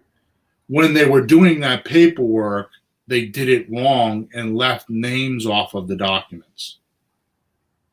And my attorney picked up on it. And when he bought it, that was all happening, but those attorneys missed it. That's right. And when he did the closing, they missed it because he used the bank's attorney, did not get his own legal counsel, didn't do a title search, and didn't pay title insurance. Mm. And in the end, I think so. We went back and said, okay, so here are the choices. So our attorney says that, here's the deal, Bill. I don't know if I could fix this. We may have to. What was the language? Oh my goodness, I forgot the language. Was that the part of quit claiming it somehow? No, it's called a quiet title action. Right. Yeah. What that means is you go through the court system, and whoever is trying to attach or get money from the property, once the judge says this is my hearing or this is what I say, everybody has to go quiet. They can't go after it anymore. All right. So if there's any question, if there's any liens on the property, any discrepancies because the title search wasn't done, there was no insurance. Too bad. He goes, that's it. The house got to get sold. It's all presented in court, and you have a regular, whatever, right? And then the judge says, okay, I'm posing this judgment, and if you're in there and you get paid, then good for you. If you're not, then you have to quiet up and just walk away. You got to man up and walk away. Yep. Okay. So that could take, hey, Reg, so that could take years, and it could take $10,000, $15,000 because we're not going against my owner. We're going against the foreclosing bank and those attorneys. Yeah. So this isn't going to be a nuisance for them. They could just keep kicking the can down the road until hoping I go away. They're going to try to scare me with paying legal fees and hope I can't buy. So I go. Have anything to gain or lose? Why don't they just let it go? What do they got to gain? Well, you don't know this, but what they have to gain is they don't want to spend time on a file they're not getting paid for. Yeah. Okay. So I know all this, and I know exactly how to fix it. I tell my attorney, now because of what we were paying, because we paid pennies on the dollar, I told my attorney just close on the property, and I'll deal with the problem. And then we closed, and 3 days later, I called him up and said, do this, do that, do this. He's like, are you kidding me? I'm like, no, please do that. He's like, okay, that's a great idea. I don't know if it's going to work, though. I'm like, well, I'm going to pay you your hours. Just go do it. And what was 10 days later, we had a title. Yep. Right? I don't remember 100% what I did, but I did that. My point is I could have closed with this guy if the dollar amount was, if I was worried about it, I could have closed with him on a land contract while I fixed the title. And then once I fix the title, done the actual closing and give him his money. Yeah. Okay, that's my point. It's a long story, but that's what my point is. Okay. Okay. Number 3, when I'm selling and the buyer has a large down payment, I use a land contract because most often, if they have a large down payment, somebody's either advising them strongly, controlling the money, or telling them they need to get like regular loan. So I would use a land contract. Mm-hmm. So I'll give you an example. I had a house one time in Meriden. I think I told the story. The girl was a young girl. She was 20 years old. She had a inheritance that said at 21 she could get the money, right? So she put down $40,000 on a $180,000 house. Whoever was running the trust was like, well, I'm not just giving you that for a deposit on a lease option. Right. So I brought, or she wouldn't have enough control. Right. So knowing the hierarchy, I just went up one step and said, oh, I'll just give you this document. I drafted the document. She presented the trust management company, and they're like, yeah, this is totally fine. We closed on the property. She turned 21, I don't know, 13 months later, and the trust gave us the rest of the money. Okay, so that's where it works. I'm gonna give you the punchline. I'm about 3 or 4 minutes away from giving you the punchline, because when you hear what I have to end this podcast off, you're gonna be like, "What? I never heard of that." Mm-hmm. Okay, I'm getting close. Number 4, I like to use this for long-term deals, like 10, 15, 20-year deals, right?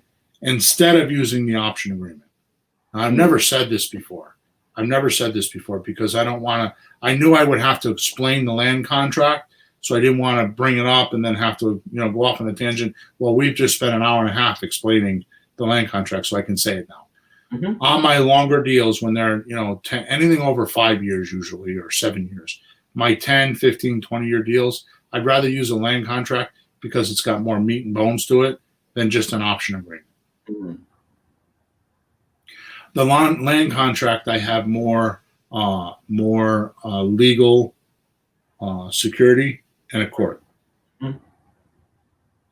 It's not just a willy-nilly, like someday I might, well, I'm not really sure. I got rights, but I don't know if I want to execute them type of contract. Mm-hmm. This is the difference. Like I said earlier in the podcast, an option is I'm not sure, I might, maybe, well, okay, it leaves the seller in some sort of a maybe or a funk. Right. With the land contract, we're actually closing, and we're actually saying, this is my house. This is how we're dealing with the money. This is how we're going to do it. Here's a legal agreement. Done. There isn't a maybe, like I'm not going to buy it. Okay, so I use the land contracts for longer deals. Okay. Yeah, that makes sense. Number 5, when the seller is worried about damage, because we hear this a lot. This is the number one objection when we do rent-own or slot deals or anything like that. And you know this because you're on the phone with people. The number one objection is what about damage, or what happens if they don't pay? Right. Right. And often we tell them, well, we're going to get a security deposit, and that's going to be large enough. They're actually a vested buyer because they're gonna move in the house, live in the house, and they're not going to damage the house they plan on buying. Mm-hmm. Plus, we get a security deposit, and it's big enough. It's usually enough money that if they do damage, we could fix the house if we have to give it back to you, or if they miss payments, we have a chunk of dough in reserves, and we could pay it because everything is there. Yeah. Okay. If for some reason that doesn't satisfy your seller, what I do is I write, and I don't suggest everybody do this, I write the land contract. So earlier I said there's a land contract for when I buy, and there's a land contract for when I sell. There's differences. Like when I buy, I want to have the ability to sublease. Yeah. Right? Where I sell, I don't want to have that. I don't want them to have the ability. So there's like differences like that in the contract. What I'll do is I'll actually take that buyer's land contract, and I'll use it against me and give it to the seller. So I'll put things in there like, if I don't pay by the 25th of the month, I'll relinquish you the keys and give you back the contract. No eviction, no foreclosure, nothing. All you have to do is give me in writing that I'm 25 days past due or 60 days past due. There is no court. There is no eviction. If I don't give you the keys back, you can sue my portfolio and make a lot of money. Right? So I'm really strict on myself. With the seller, they show that to their attorney, and the attorney pretty much says to him, "This guy's nuts that he would do that." And that's what I use it for. So does that make sense? Yeah, well, you have to give somebody enough benefits to do something that's a long-term deal where they're not getting the money for a while, like paying them more or making promises like that to make them feel comfortable. And one thing I learned from you is you want something, you have to give something. You give something, you can ask for something. Right. So if somebody wants more protection, you give it to them. Then maybe they give you more. You give them more money. But right. You always like balance things out. Like that's why you're a deal maker, even in your house. Right. Like, hey, I'll cook the meal tonight. Will you clean the kitchen? Exactly. Give and take. So the point that I would make here is it's not a bold offer because my true intention is to be able to pay to keep the agreements. And even if I can't, one of the things that I know in my head, which I don't think I've been fully understood on with my followers, is if for some reason I get stuck and can't make the payment, like suppose I got somebody that's been like I'm selling to someone and they go 2 months and can't pay, and I don't have the dough. You think I can't assign that contract to another investor that would come in and pick up those 2 payments and keep my agreement? I don't know why people get so nervous. You're worried about you can't pay. Just if that happens, just go assign it to somebody else. Let them pay you Let them pay $3,000 to the seller if the payments are $1,500 a month, and you walk away. You say, give me $5,000. You take $2,000 in cash and pay off the $3,000, and you're done. And you could do that like once you find your seller. I'm sorry. Once you find your investor, it's like you could do it over the weekend. I would gladly do that with somebody. They came to me with a deal like that. Right? Yeah. All right. So how am I doing so far? Okay. Yeah. No, we've never talked about this. I've heard you mention it briefly, but I've never been involved in one, whether you have or not. So it was good to understand the details. The hierarchy was good. I've seen some things of hierarchy, but that was much clearer in terms of the control. Right. And being able to bump up a little, bump down a little bit to make a deal with somebody. If they don't like this, go up. If you don't like it, you go down. I mean, right. It's tools to use. You need the big screwdriver, the little screwdriver. Right. So you just have so many. I can't use the word option because we'll confuse ourselves. So many possibilities that you can think through things and just find something that's amenable to you, the other person. So we can move forward with deals. Instead of something not working, and just walking away and wasting a whole deal. Right. I do that. All right. So making the most of it, right? Exactly. So let me give you the punchline. Time for the orgasm, Peter. I'm sitting down. Here we go. Lastly, and the best, when a buyer has a lease for 2 years and can't qualify for a mortgage, you tell them that you will do owner financing for 5 years. So you take them from a lease option to a mortgage. So you tell them, if you can't qualify in 2 years, don't worry, I'll owner finance you for 5 years. So when they go into the lease option, you tell them this, or you don't tell them this, however you want to run your business, depending on your person, right? And I'm going to tell you when to do this. There's a specific time you do this that you want to do this all the time.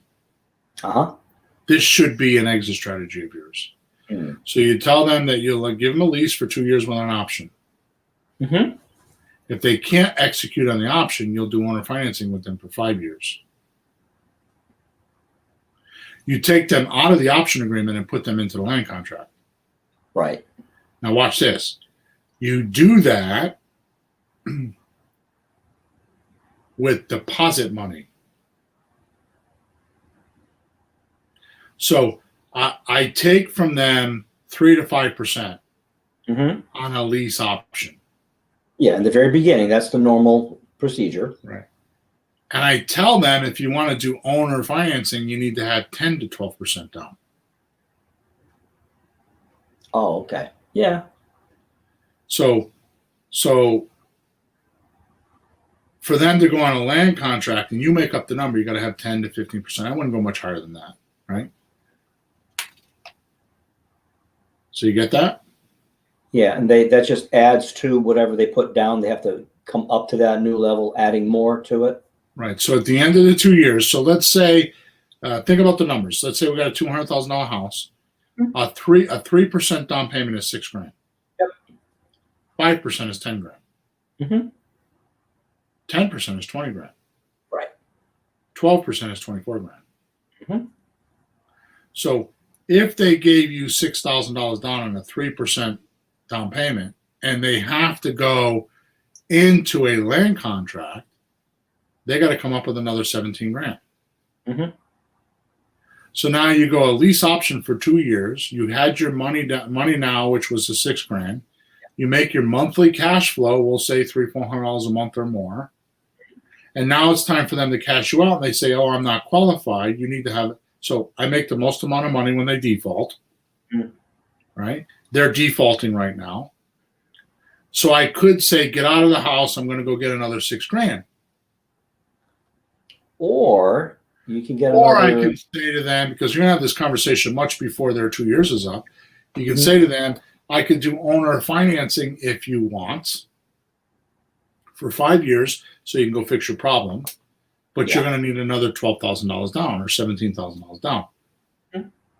And that's not added to the purchase price. That's just more deposits, same purchase price.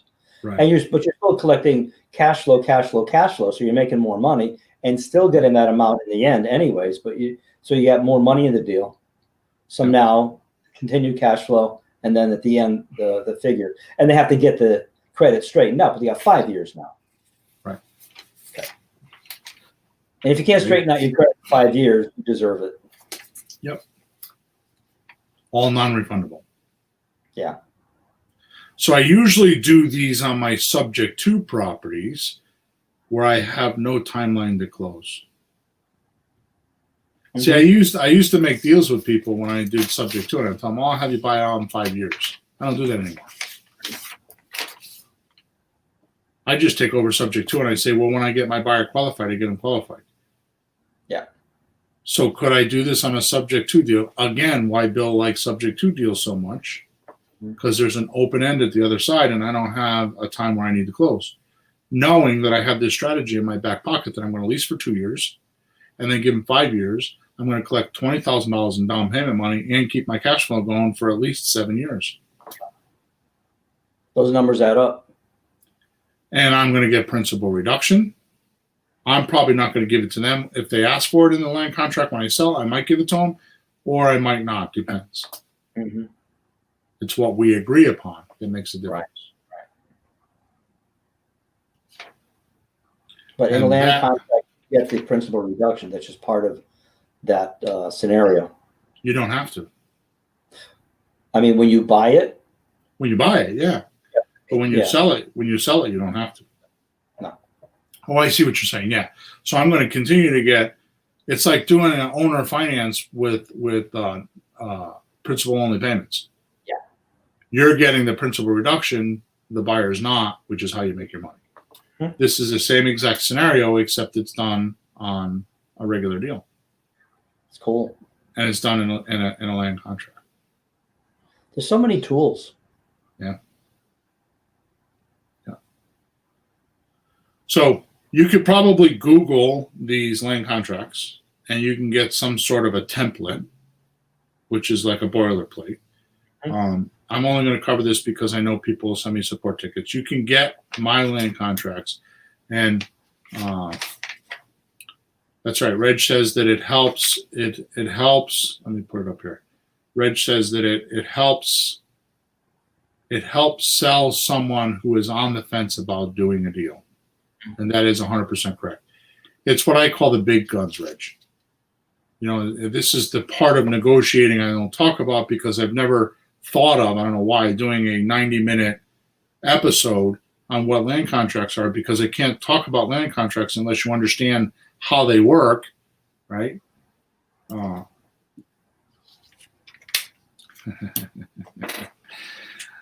Reg wants to know how many smokes have you had in celebration lately?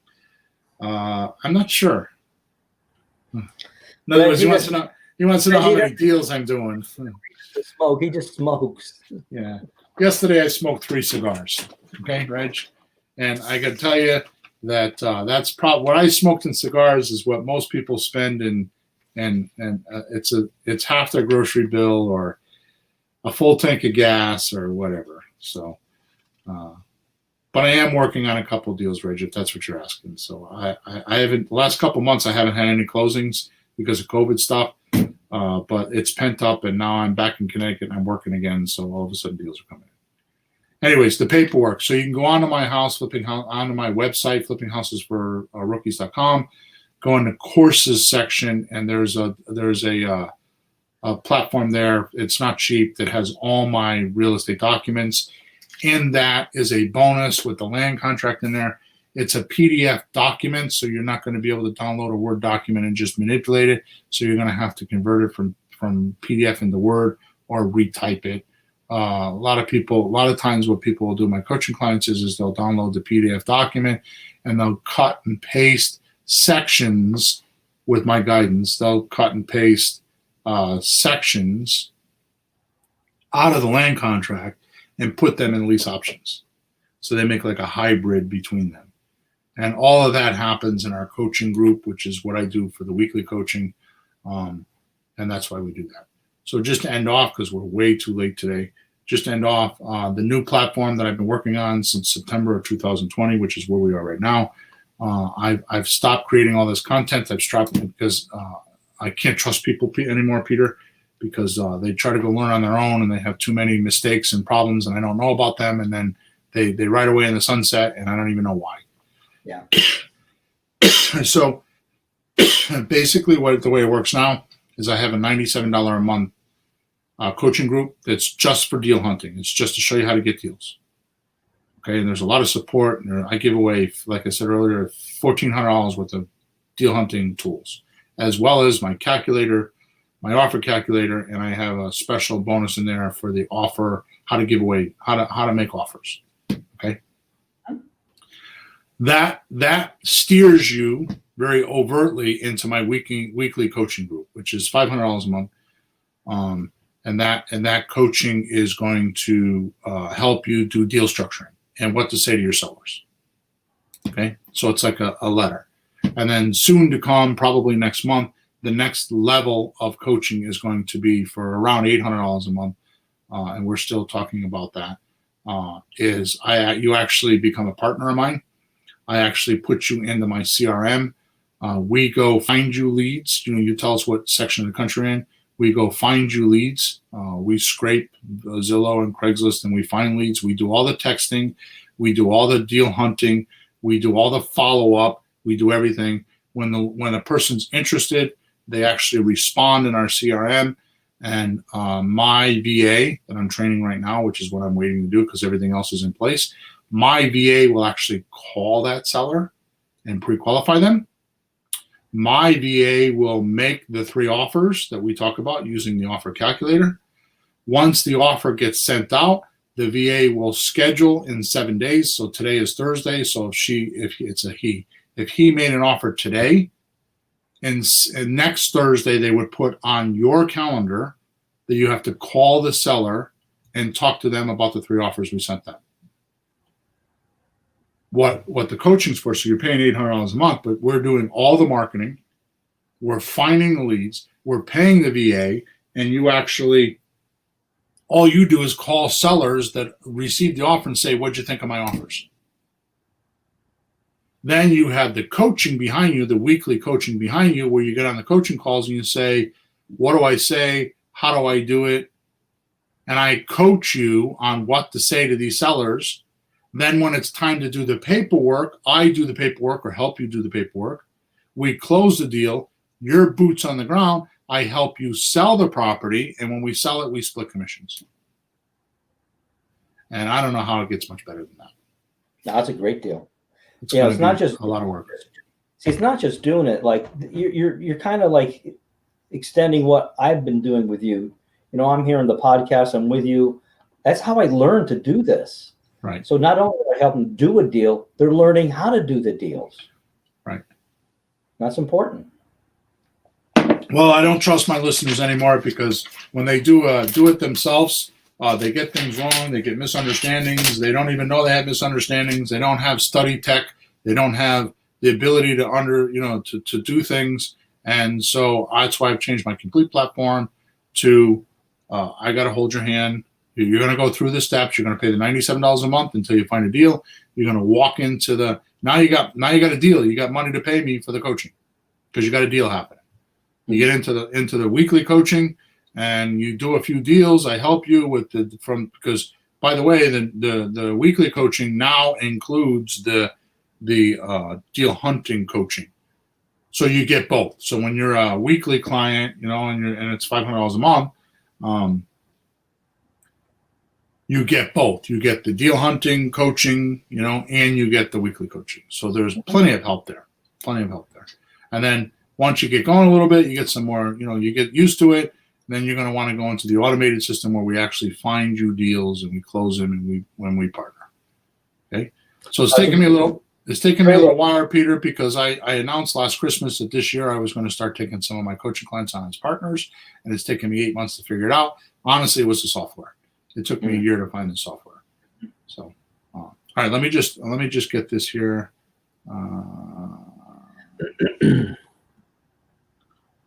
So Nathan says, this is great information. I need to become savvy to find investors or money sources.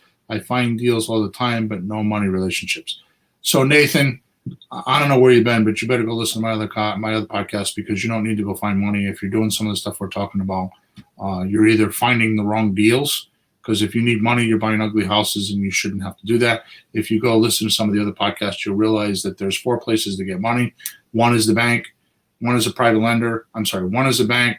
2 is a hard money lender. 3 is a private lender. And 4 is a buyer. Most of my stuff is you get the money from the buyer, and you don't need to go find sources of money. So I think you have a misunderstanding there, and you should go check it out. You could, when you start getting deep discounts, and deep discounts are 30 and 40% or more, you could do that by getting private lenders. But there's just go listen to some podcasts and it will help you. Okay, buddy? Don't forget Startup Boot Camp to get the whole story in a row. That's right. And you get that for free. So, all right, Pete, I'm going to duck out of here. We're 20 minutes past due. We went really long today. I had no idea this podcast was going to be this way. Please make sure you subscribe. Oh, yeah, by the way, if you scroll down in the description, I should have done this at the beginning. I forgot. I always forget. If you scroll down in the description of whatever you're listening on your phone or on your iPad or something like that, or an Android or wherever you are, if you scroll down in the description, there's a link there that sends you to my free stuff page. There's 25 free things that you can get. Almost 25, I think. There's videos, there's documents, there's scripts, there's all kinds of stuff. There's forms there, all kinds of stuff. So just scroll down in your description and click on that link, and it'll bring you right to that page, right? Good. So Reg, if you have any more questions, he's on Facebook. If you got any more questions, send them to me on support. He's saying that he's noticed some houses that I've sent notices out back in January still available. Reg, go online, and if those things are vacant, go be tenacious, man. Go get them. Go talk to those people, because that's 8 months. That's a long time. Okay. All right. So make sure you check in the description, click on the link, you subscribe, and you give us a review. All right, Pete. So thanks for being with me. 218 shows. You're very dedicated, like I am, and I believe the listeners appreciate it. So thank you. Well, thank you for all you do. Yeah. We stick together, we'll get something done every day. Exactly. All right, guys, over and out. We'll talk to you next week.